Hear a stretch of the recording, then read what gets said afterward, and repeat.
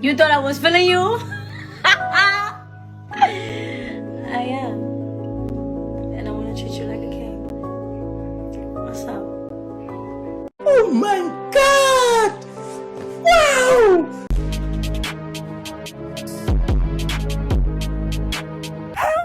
Help! What's going on? Babe, help me! I got you, but I need you to do something for me. What? Admit you were wrong.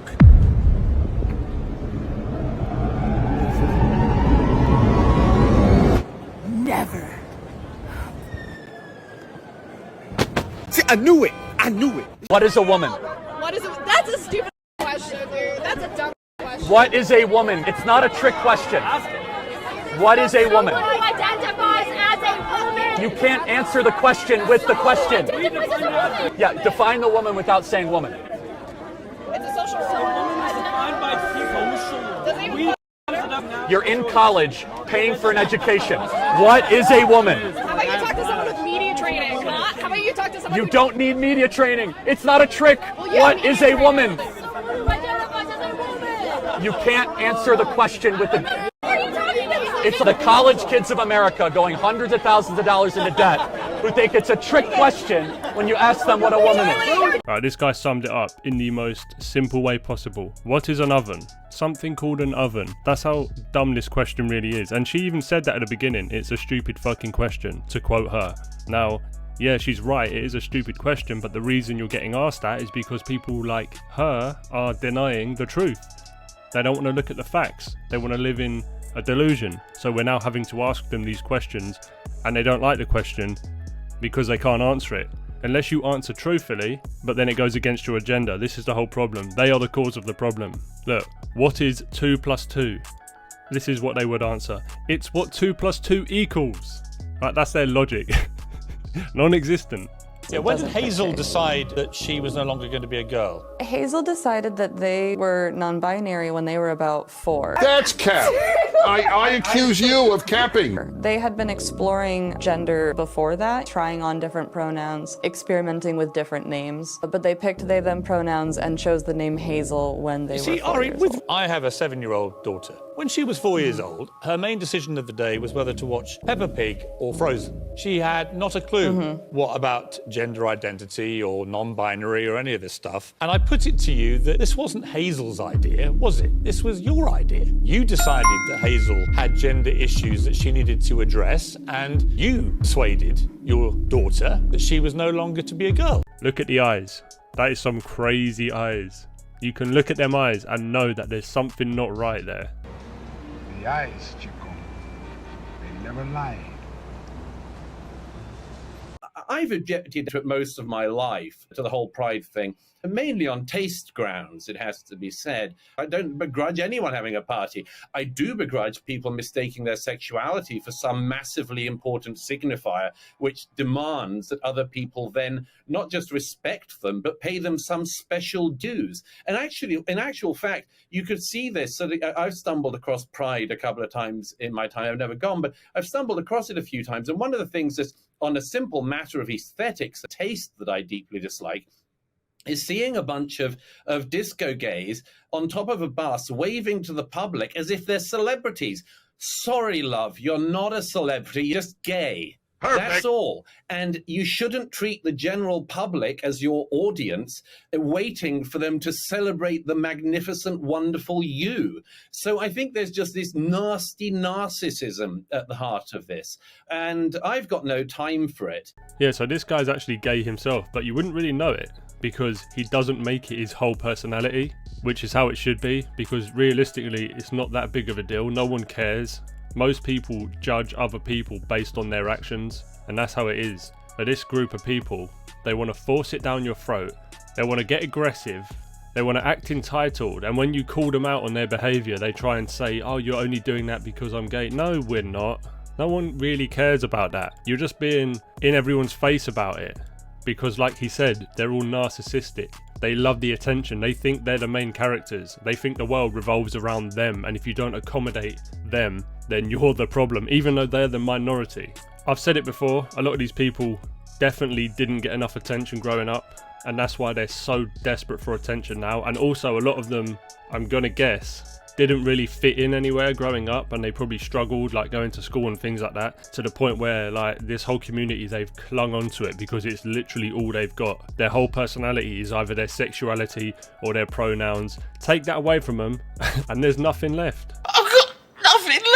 My daughter's going to grow up with a father with one eye. And at some point she might say, you know, I want one eye, right? I identify as somebody with one eyeball. And so if I take her to the doctor and I say, can you just enucleate that eye for us because she identifies as a one eye, she wants to be just like her dad. What would the doctor say? They'd say, you're crazy and I'm going to have you arrested. And this is for a physiological intervention that is far less important than your actual gender and your reproductive organs. We have to stop this madness. This has gone too far. What evidence is there that there's benefit for these so-called standards of care? I mean, anyone can say that they have a standard of care, but it has to be based on some kind of evidence and research, and you find little to no evidence that there's benefits for this. Maybe you just press pause. Because if we're doing permanent physiological interventions to children that have permanently disfiguring them for some hope of a benefit that is not conclusive, then maybe we should press pause. I can guarantee you guys that if the government supported this, there would be doctors out there that would 100% be willing to remove his daughter's eye for money. Guarantee it. And that basically sums up the situation that we're seeing today. The government is allowing all this transitional surgery. The doctors are like, yeah, I'm going to do that because they can make money out of it. Even though a lot of them probably know it's morally wrong, they don't care because they're making money, and that's pretty much it. How do you know that you're a woman? I had great masculine role models my whole life, and yet I never felt like I belonged. I felt welcome and included. Why does that make you a woman? Because as opposed to just a man who doesn't get along with some other man, or a man who's depressed, or a man who doesn't feel at home totally in his body. You pick any actual woman in this room. In what way do you know that you belong in the same category as them? I know because they tell me. So here was the... You need them to tell you what you are? Women, yes. If most women voted and said they don't see you as a woman anymore, would you then relent and say, I'm not a woman? I would say most people on the planet have no idea who I am. I'm going to trust the opinions of the people who've spent their lives with me. In order to be truly happy, you need to be happy within yourself, to the point where you don't need validation from other people. But these people are not happy unless they're getting validated by other people. And then they're trying to push it, and that's why they're trying to force it on other people so much, because they're so desperate to be accepted by other people. People who have this mindset will never be truly happy. And that's why I said they need help, not encouragement from the government trying to push this like transitional surgery on them just because it can make money. That's all it comes down to, basically. They can make money off it. It's so corrupt. She's a manipulative, conniving sex worker trying to sell you purity while simultaneously siphoning off your audience for her own personal gain. God. That's funny. I would say that she's the equivalent to Cell, stage 1, where they take the tail and they suck you dry. And what's going to end up happening is this, my friend. Once she goes ahead and sucks you dry and is no longer able to benefit from being associated with you, she's going to go ahead and find another guy that's bigger than you and move on to him. No. And that's what's going to happen because she's on OnlyFans, she's on social media, and in order for her business to grow, she needs to ensure that she's attached to someone who has more status than herself. So once she reaches your level or exceeds it, she is definitely going to leave and go to someone else. And the thing is that she understands that she has more sexual experience than you. She has more experience than you in general. That's why she's able to manipulate you, do this stupid shit that she does, puppy eyes, crying, etc. Blah, blah, blah. Oh no, I care about you. But she doesn't care enough to delete her OnlyFans even though you told her that you don't like it. Fantastic. You no longer get the benefit of being taken seriously as a main girl. You are a side chick for life. And as far as if she did quit her OnlyFans, it doesn't matter because the internet is forever. So she fucked herself for life. So you think it's fine to say to religious people that they are prohibited from gathering outside, wearing a mask, socially distanced. They can't do it. But if you want to come and protest and defund the police, if you want to support that, that's fine. You can gather en masse, person to person, close up, thousands of people. That's okay. That discrimination's okay. That's your position. Senator, that is not my position. It was your position. It's what you argued. I did not write these orders. What I said. You defended it in court, and you just articulated to me what I take to be your position. Why were the restrictions that you defended struck down as discriminatory? You know the facts. You were a good lawyer. Senator. Oh, come on, Judge. Don't make me do this. You lost because Mayor Bowser was going to mass protests herself personally with thousands of people. At the same time she was doing that, she was prohibiting churches, religious people, from gathering socially distanced outside wearing masks. She looks completely flabbergasted. I don't even think she recognizes the hypocrisy. Well, yeah, of course she doesn't. That's all they do though. A lot of these politicians are just bought and paid for. They really don't serve the people, and the sooner people realise that, the better. I'm from Socialist Revolution, just the U.S. section of the International Marxist Tendency. Well, we stand wholeheartedly with Palestine and the Palestinian people.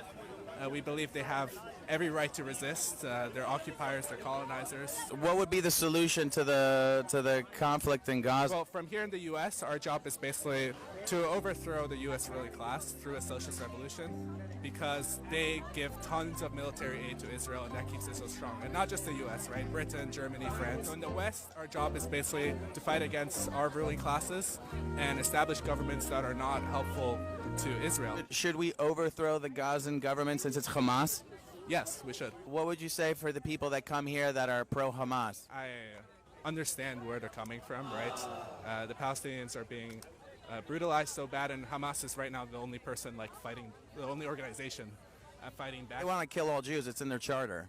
It was removed from their charter, but at one point, yes, it was. Oh yeah, another little champagne socialist. Send him to Venezuela to see how he feels about living in a real socialist country. As a Cuban American that escaped Marxism, I say send him to Cuba and don't let him back again into the US. I know the art of fight, I know the art of war. That's all I ever studied. That's why I'm so feared. That's why they feared me when I was in the ring, because that's all I was an annihilator. That's all I was born for. Now those days are gone. It's empty. I'm nothing. I'm working on being the art of humbleness. Can you be with me? That's the reason why I'm crying, because I'm not that person no more. And I miss them. Hey, excuse me? Were you in the military by chance? Yes. Thank you for your service. I was maybe in World War II. I'm very old. Oh, that's awesome. I'm 95 years old. I'll tell you what, if you can tell me a story from World War II, I'll pay for your cart today.